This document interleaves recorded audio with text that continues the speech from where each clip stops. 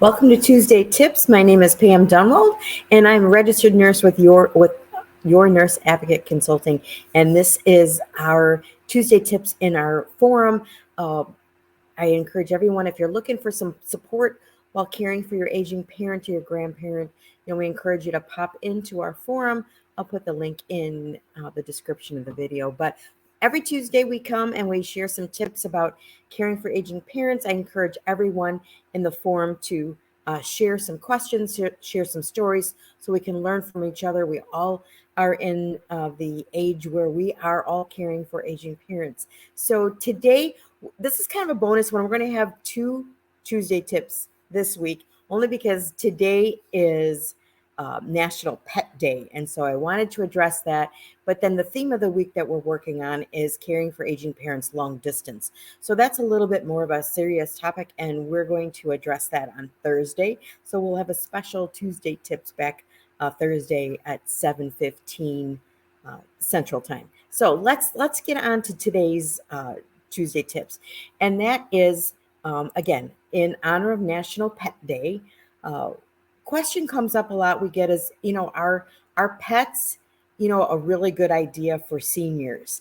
And there's a lot of good things about that. I mean, just think about it. I mean, if they've lost a spouse, they're alone, a pet can afford companionship, unconditional love, give them purpose. They've got, a furry creature or another pet that is depending on them, so that gives them purpose. We said companionship, and just a feeling of joy to be able to have that pet, and that pet care for them as they care for the pet. But that all sounds wonderful, and I don't want to be the Debbie Downer here, and I don't want to discourage our seniors from having pets.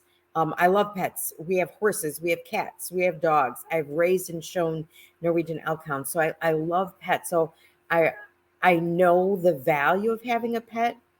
But as our seniors get older, that's actually we've got our free checklist, 11 signs your aging parents may need help in the home. And that'll also be with the video. But and it's available to our forum members under the file tab. But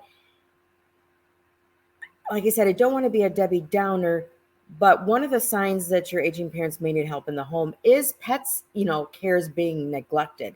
Not intentionally, of course, but usually if the pet's being neglected, they're not picking up after the pet as they used to. Maybe, there's no dog food in the house or cat food or any other signs that maybe they're not able to care for the pet is a very good indication that they may not be able to care for themselves as well. So let's look at some of the concerns.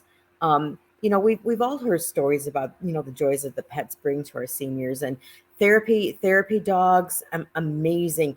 Dogs that go into the nursing homes and visit with the residents, just amazing, because those residents would not be able to take care of a pet, but yet they can benefit from the companionship and being around them. I mean, some of these therapy dogs, they can predict seizures. They can know when a diabetic's blood sugar is getting too low. There's so many amazing things that pets can do. Cats can be a good choice for seniors. Oftentimes they're less active. They require a little bit less care, but as we're going to talk about in a minute, there could still be some challenges as well as that. And especially if you have multiple cats, multiple dogs, you got to think of tripping hazards. If these pets are frequently getting between the legs of your seniors, are they at risk, a greater risk for falls by having, the pets around them? So another thing to think about. So as wonderful it is for our seniors to have pets, some of the drawbacks are it is a big responsibility. And so they have to be able to care for themselves, and so that they can care for their pet as well.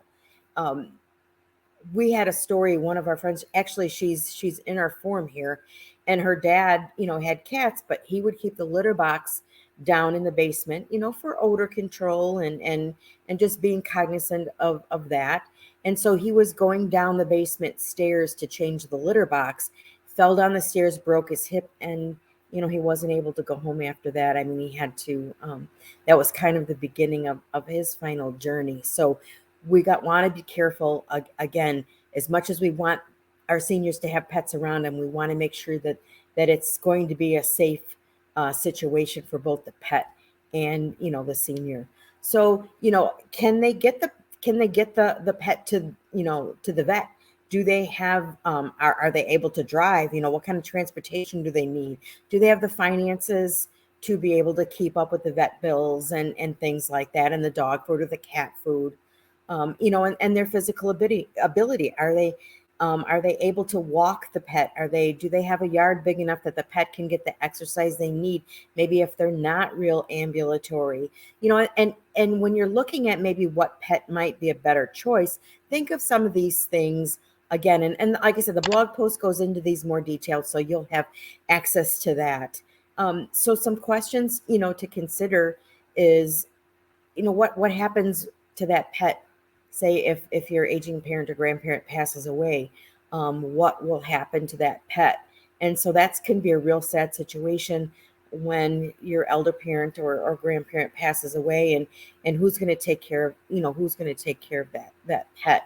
Some assisted living facilities allow small pets, but many do not. So this is, a big thing to think about. Now I know at our hospital, if all the documentation is in place for all the shots and immunizations and things like that for the dogs, they can come in and visit, their owner while they're in the hospital. So that's another thing to look at too, if that's a possibility. Grooming appointments, what kind of pets do they have? Are they going to need a lot of maintenance? Are they a high maintenance pet?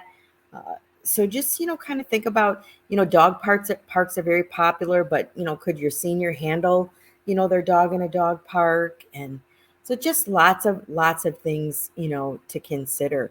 But I didn't want this to go too long.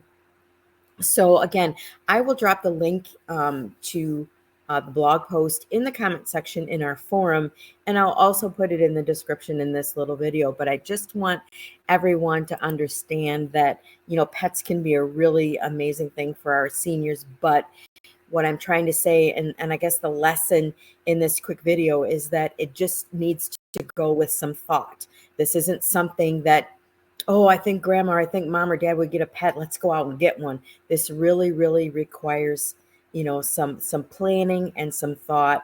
And then if you are sure that you want to get a pet, then take it that next step further and look at the different types of pets and what might be a better choice based on their abilities, their capabilities, and their living situation. So we'll see you back here Thursday for a special edition of Tuesday Tips. So everybody will take care, and we'll see you soon.